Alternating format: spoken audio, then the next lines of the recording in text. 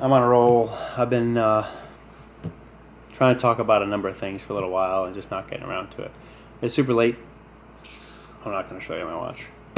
But I just want to get these done. And I think I didn't post this, so I'm going to just talk about it. This is just, I don't even know if you can find the video anymore. Trust me, don't trust me. Believe me, don't believe me. I downloaded the video. I saved it. I save a lot of stuff. I got a file. I got a long file. I got articles that I was concerned are going to disappear or change, because I see that happen all the time.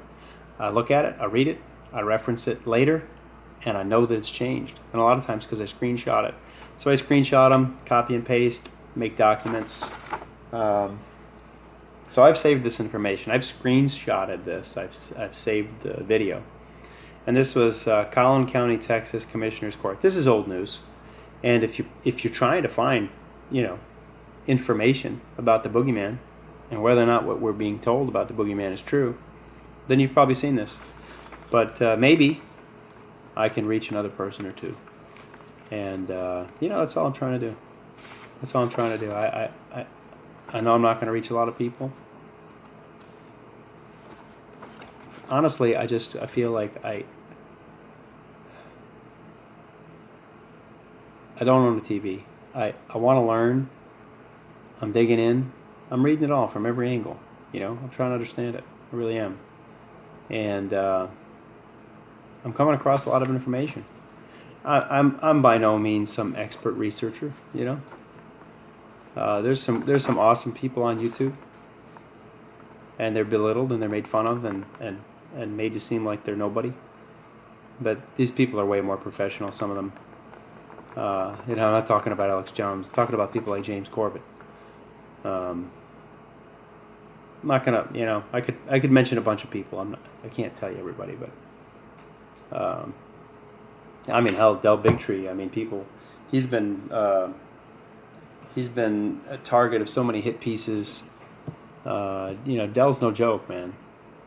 Del's done a ton of research. Del, he brings so many different points of view. He's not focusing on one thing. And you don't know exactly where he is, but he'll talk to everybody.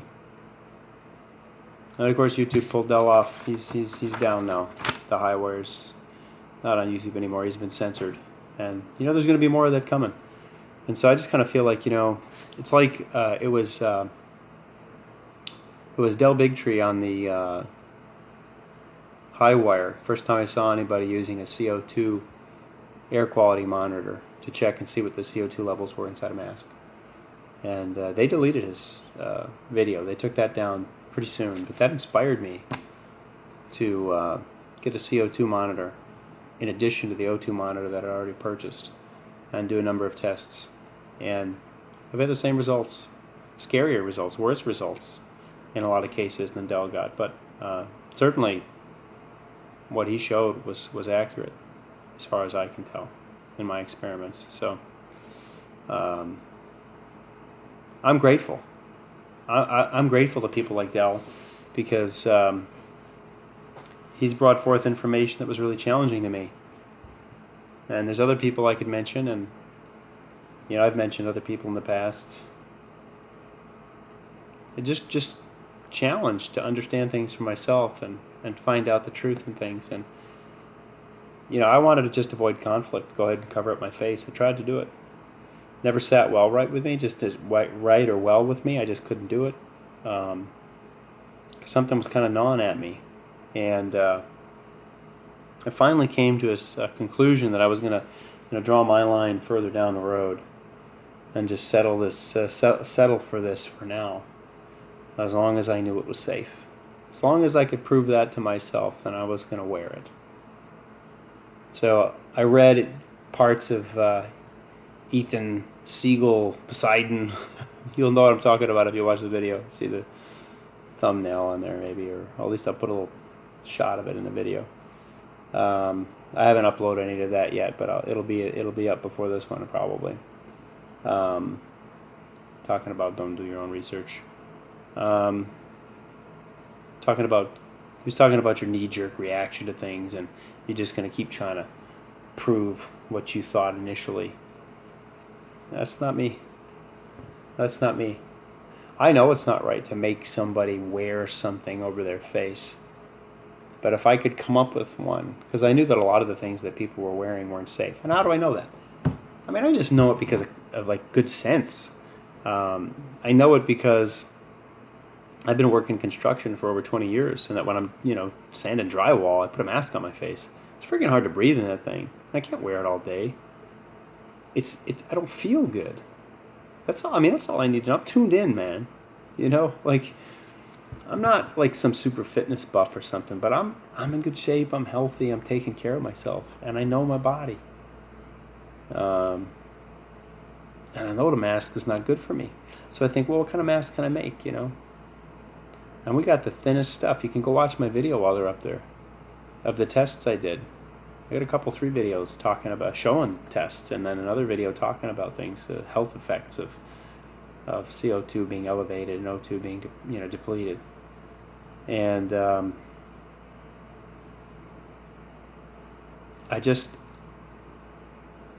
I could not prove that it was okay, and everything that I did proved,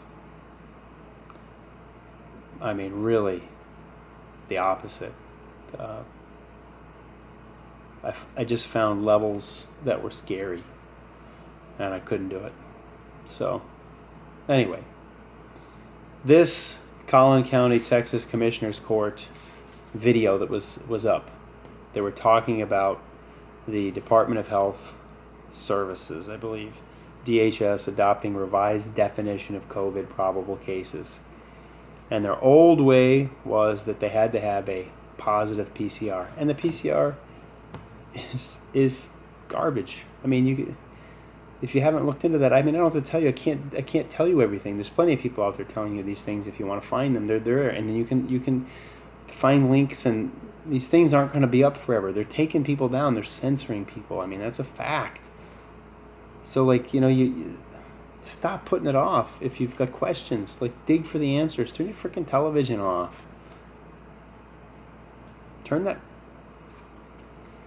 positive PCR. And so you put this up. It's not really great because it's backwards. It's just my own picture because I'm not going to screenshot. I'm not going to do screen sharing. But, the old way, you had this positive PCR. That was one case. You had one COVID case with that guy right there. But then this guy had contact with some more people, and they had contact with some people, and this person contacted this person, and da-da-da-da-da-da. And now you have 17 cases under the new definition. And this goes on to explain it. And I took the notes, and I screenshotted it, and I saved the video. Because it was for real. I mean, this was actually a council meeting. This was for real. They were talking about it. This is not somebody's conspiracy theory or made up. And what other states besides Texas? I tried to find if Louisiana had adopted similar definitions of deaths and cases, and I couldn't find it. You have to go to the dang meetings, I guess, but I'm too busy. I would love to, and I'm hoping somebody will go. I got to try to pay attention to what's going on. Maybe I'll go to a couple. So you used to have one case under their old way of defining it. Now you got 17 because of all of these people contact, and this is third person contact. So case definition includes probable case. If it's either a confirmed case or a probable case, they're still calling it a case. They're calling it a case of the boogeyman. And how do you get that? Well, if you have an FDA-approved lab test positive, or, so not just the PCR, but a lab test. I don't know how. Who knows what's true? But there's reports that people were sending back tests that weren't even used and they were coming back positive. So, whatever. Or if you had close contact with a confirmed or a probable case, that's still a case, with or without a positive test. So you are a probable case if you've had close contact with another probable case. You're counted as a case. Fact. In Texas. Lab testing no longer required to be counted also as a boogeyman death. No diagnostic testing needed. If the doctor thinks that the boogeyman was related, boogeyman death. if it's listed last on a list of 10 comorbidities, it's still counted as a boogeyman death. There was actually a clip. If a 20-year-old died in a motorcycle crash, maybe the motorcycle, maybe he crashed because of the boogeyman virus. Anyway, FDA approved positive lab test, LGG or LGM, clinical criteria, or EpiLink they call it, EpiLink.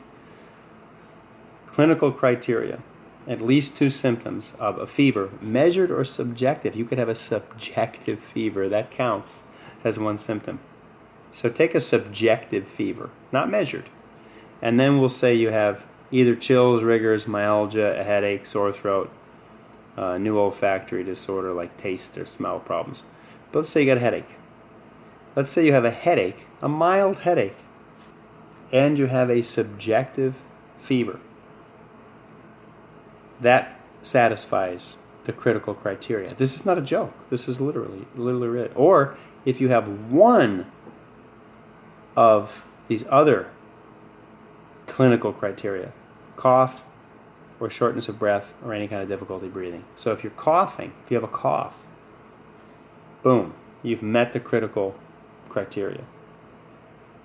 And that combined with one of the EpiLink, which is close contact with a confirmed or probable COVID case. Oops, I said the word. So, subjective fever, mild headache, contact with a probable case who's probable because they had contact with a probable case. No joke. You are a case. Or you had close contact with a person with clinically comparable illness who had a link to a confirmed case. Or you traveled there, or live in an area of ongoing, sustained community transmission. I don't know who defines that.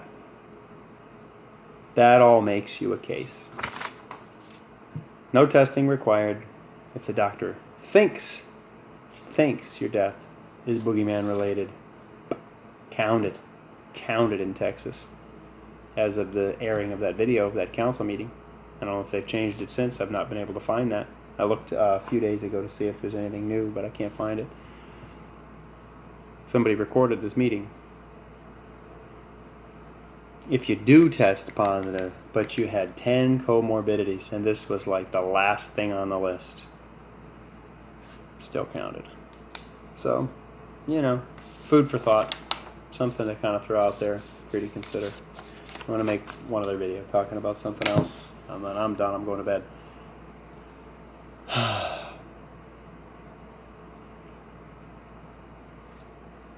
Shalom. Well-being. Peace in every way. I just want to say this. I'm peaceful. I mean, my peace gets attacked. I'm going to take some body blows, a couple punches to the face from time to time. But I'm feeling good. I'm sleeping. I'm not, I'm not sleeping right now. Yeah, I'm not stressing. So, I really hope shalom for you, friends. But it's up to you to take hold of it. Be responsible for yourself. Be responsible for you. Nobody out there is going to protect you. Not your government, not your doctors, not your police officers. You got to be responsible for you. You got to know. You got to understand. Understand. You got to make your own choices. Stop letting people make your choices for you, because a lot of those choices are not good. I can never shut this thing off. I might just be on here forever in this video because I don't feel like editing this one. Goodbye. Goodbye. Goodbye.